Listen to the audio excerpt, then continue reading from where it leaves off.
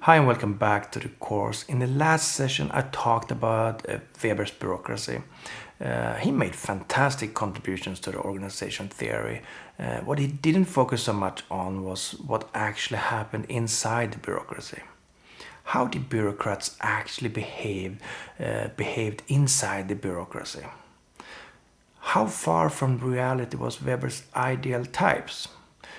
A small group of American sociologists started to use Weber's conceptual toolbox to investigate this in more detail. Their empirical studies showed that the reality inside bureaucracies often were much more complex and multifaceted than what Weber's concepts suggested. However, we need to keep in mind that crafting theories means to simplify the reality. An important question thus becomes how to understand how Weber's theory of bureaucracy could be changed to incorporate the complexity which these American sociologists observed. So let's focus on two of the American sociologists, Alvin Goldner and Robert K. Merton. You can read more about them in the course book. So Alvin Goldner was a sociologist from Columbia University, and he became famous for his book Patterns in the Industrial Bureaucracy.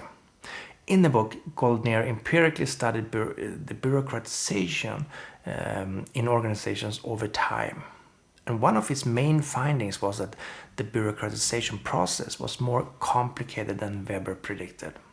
Weber's conceptualization of bureaucratization seemed to indicate a simple and stepwise and linear process, going from no bureaucracy to one form of bureaucracy, basically this ideal type, a steady increase in the degree of bureaucratization. Goldner advanced this idea by identifying at least three different types of bureaucracies: the mock bureaucracy, the representative bureaucracy, and the punishment-centered bureaucracy. Goldner referred to representative bureaucracies in those cases when all employees gave their full support for the rules, and when the rules were aligned with local culture and institutions. This would perhaps be very similar to Weber's ideal conceptualization of bureaucracy. But he also found that bureaucracies were characterized by having rules that was more or less ignored by bureaucrats. He referred to these organizations as mock bureaucracies. In these cases, when higher officials or the managers implemented goals and rules, the bureaucrats or the workers just ignored them. In the course book, they refer to an example of rules concerning a smoke room, which was ignored by more or less all workers in the organization. Finally, he found that some bureaucracies had created rules that legally supported the punishment of bureaucrats if these bureaucrats didn't follow the rules. He named these organizations as punishment-centered bureaucracies. In the course book, they refer to an example of a rule that was implemented to punish employees who were absent during work hours. So while Weber identified one type of bureaucracy, Goldner made the story more complicated by suggesting at least two more types of bureaucracies. One interpretation of Goldner's findings is that the level of bureaucracy can vary. Some organizations are bureaucracies only to the name, like the mock bureaucracy. In other organizations, rules are implemented to make sure that rules are abided, and still others, rules might be accepted. So Goldner's findings suggest that it might be possible to rank organizations in terms of the degree to which rules are accepted by organizational members. Robert K. Merton was also a sociologist from Columbia University and focused his work on the unintended consequences of bureaucracies. In this course, we will cover four of these unintended consequences: the displacement of goals, the development of an organizational identity, depersonalization, and power. So in order to understand displacement of goals, it's important to remember that the bureaucratic structure exerts a constant pressure on the official or the bureaucrat to be methodical and disciplined. In its ideal form, a perfect bureaucrat is a bureaucrat who never forgets a single rule. Rules in the bureaucracy are invented to serve the clients and to fulfill the goals of the office. But since the bureaucrat might be so focused on following the rules, he or she might forget the client. Following rules becomes more important than serving the client. A bureaucrat who never forgets a single rule might be a perfect bureaucrat for the office, but might actually serve clients quite poorly. A bureaucrat who always follows the rules might have very difficult time handling special cases that could not be imagined by the higher officials who invented the rule in the first place. So the very elements that produce efficiency in the office, basically abiding rules, might produce inefficiency in specific instances. So the term displacement of goals is meant to capture how bureaucrats change their goals from serving clients to serving the rules of the office and the bureaucracy. Even though bureaucrats follow rules, after some time they often find themselves developing a sense of common identity. The bureaucrats at the same office might come to share the same interests. They might come to identify themselves as bureaucrats at a particular office. They might place pride in the craft of carrying out their profession. This inner circle of co-workers often keep together and might try to resist changes imposed by them from the outside.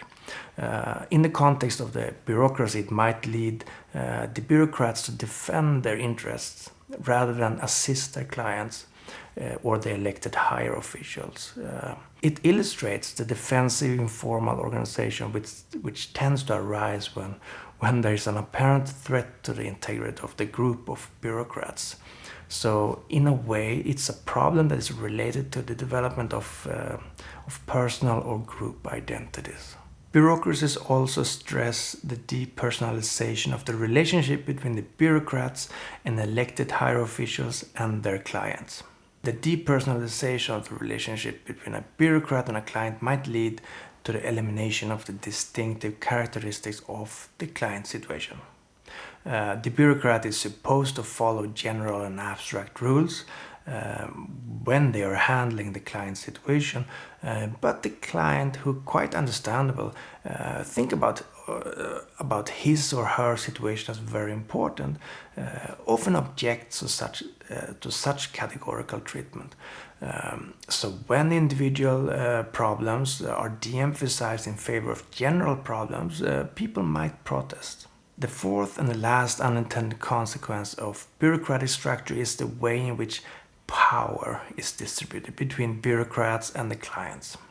The bureaucrat acts as a representative of the entire office or the entire bureaucracy. This often leads to an actual or an imagined domineering attitude among the bureaucrats. Protests and recourse to other officials on the part of the client are often ineffective or largely precluded by the previously mentioned in-group thinking, basically. In other words, bureaucrats are more or less supporting each other. This sort of conflict might be minimized in private enterprises, since the client can just transfer his case to another organization within the same competitive system. But in a public organization on a monopolistic market, there are no such alternatives. There is only one migration office in Sweden. There is only one tax office in Sweden. The findings by Goldner and Merton emphasizes the role people play in upholding the bureaucracy. But it also shows that there might be much more to understand about organizations than what Weber's theory about bureaucracies initially proposed. Perhaps there is a need for studies about how decision-making happens inside bureaucracies, how culture develops and shape the rules, and how take it for granted routines, institutions, are formed by bureaucrats in bureaucracies. And an important tension, which we will come back to later in the course when you study culture and institutions, is a tension between the formal and the informal. While Weber's theory seemed to represent the formal side of bureaucracy, as it was intended to be used, Goldner and Merton emphasizes the more informal aspects of bureaucracy, its unintended use, basically.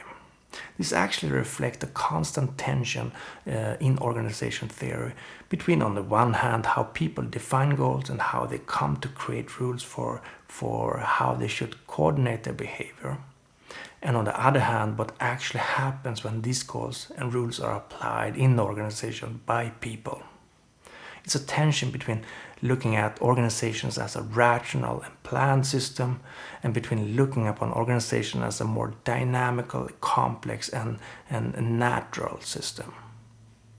So I think this was everything for this session, and in the next session I will talk about decision making.